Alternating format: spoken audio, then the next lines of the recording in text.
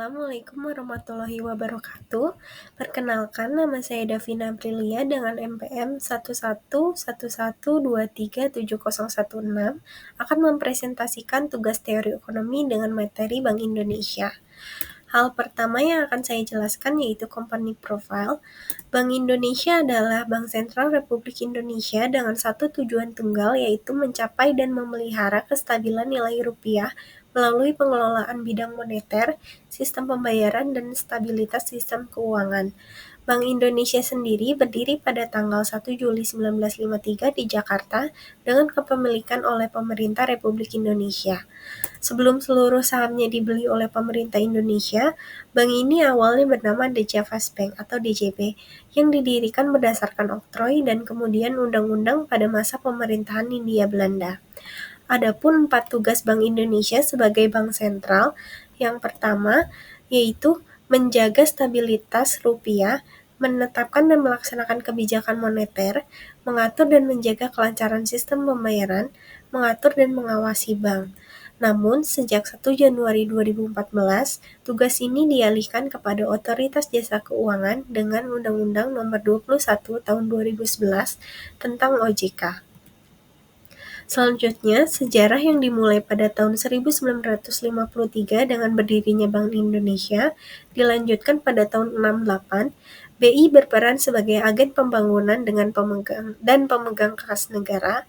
Pada tahun 88, BI mengeluarkan paket kebijakan deregulasi perbankan dengan nama Paket Kebijaksanaan 27 Oktober 1988 yang lebih dikenal dengan sebagai Pakto 88 atau Pakto 27.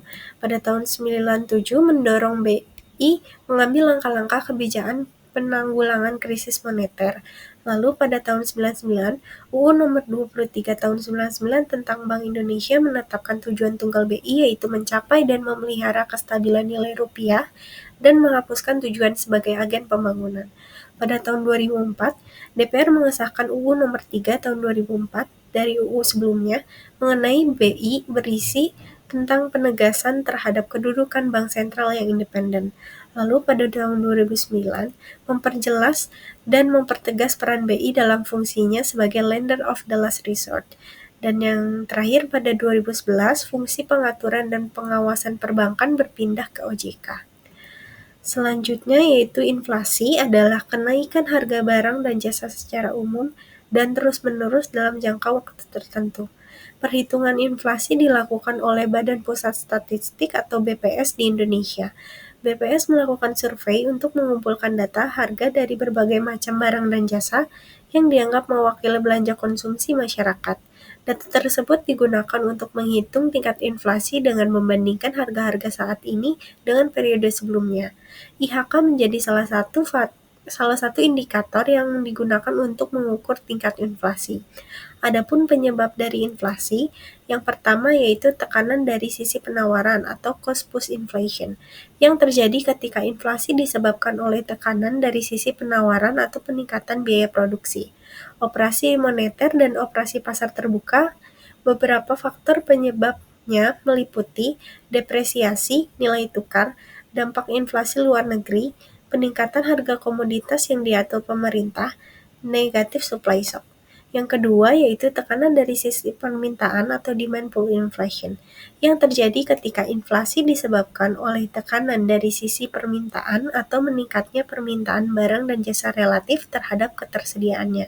Dan yang ketiga yaitu ekspektasi inflasi adalah faktor yang dipengaruhi oleh persepsi dan harapan masyarakat serta pelaku ekonomi terhadap tingkat inflasi di masa depan. Faktor ini mempengaruhi keputusan konsumen, investor, dan pelaku ekonomi lainnya. Ada 2 jenis ekspektasi inflasi yaitu adaptif dan juga forward looking. Selanjutnya yaitu operasi moneter. Operasi moneter ini bertujuan untuk mendukung pencapaian stabilitas moneter yang dilaksanakan di pasar uang dan falas secara terintegrasi. Operasi moneter dapat dilakukan secara konvensional dan berdasarkan prinsip syariah. Upaya mencapai stabilitas moneter melalui OM dilakukan dengan mengendalikan suku bunga di pasar uang antar bank overnight. Operasi moneter terdiri dari operasi pasar terbuka yaitu kegiatan transaksi di pasar uang dan atau pasar valuta asing yang dilakukan oleh Bank Indonesia dengan bank dan atau pihak lain untuk operasi moneter secara konvensional dan berdasarkan prinsip syariah. Yang kedua yaitu ada standing facilities, yaitu dana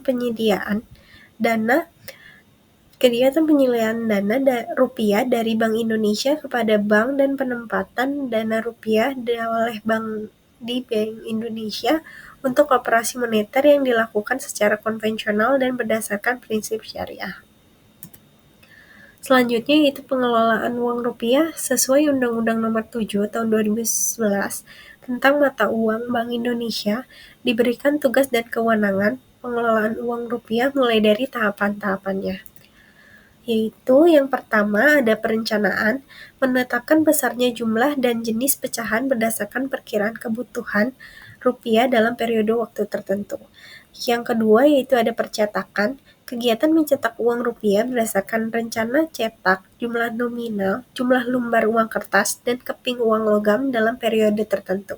Saat ini, Perum Peruri merupakan satu-satunya BUMN yang bergerak dalam bidang pencetakan uang rupiah. Yang ketiga yaitu ada pengeluaran kegiatan menerbitkan uang rupiah sebagai alat pembayaran yang sah di wilayah NKRI. Yang keempat yaitu mengedarkan atau mendistribusikan rupiah di wilayah NKRI. Yang kelima yaitu pencabutan atau penarikan, menetapkan rupiah tidak berlaku lagi sebagai alat pembayaran yang sah di wilayah NKRI dengan berbagai pertimbangan seperti masa edar yang sudah terlalu lama. Dan yang keenam yaitu pemusnahan, kegiatan meracik, melebur, atau cara lain memusnahkan rupiah sehingga tidak menyerupai rupiah. Uang yang akan dimusnahkan oleh BI merupakan uang yang tidak layak edar baik berupa uang lusuh, uang cacat, uang rusak, maupun uang rupiah yang masih layak edar yang dengan pertimbangan tertentu tidak lagi mempunyai manfaat ekonomis dan atau kurang diminati oleh masyarakat serta uang yang telah dicabut atau ditarik dari peredaran. Selanjutnya yaitu pencegahan dan pemberantasan uang palsu. Menurut Undang-Undang Nomor 7 Tahun 2011 tentang mata uang, rupiah palsu didefinisikan sebagai suatu benda yang bahan ukuran, warna, gambar, dan atau desain menyerupai rupiah yang dibuat, dibentuk, dicetak, digandakan, diedarkan, atau digunakan sebagai alat pembayaran secara melawan hukum. Pemalsuan rupiah merupakan tindakan yang melanggar hukum, merugikan masyarakat, dan dapat menurunkan kepercayaan terhadap rupiah.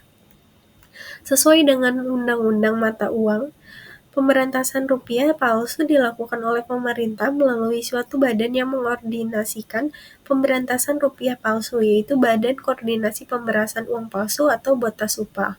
Unsur Botasupa terdiri dari Badan Intelijen Negara, Kepolisian Negara Republik Indonesia, Kejaksaan Agung, Kementerian Keuangan, dan Bank Indonesia.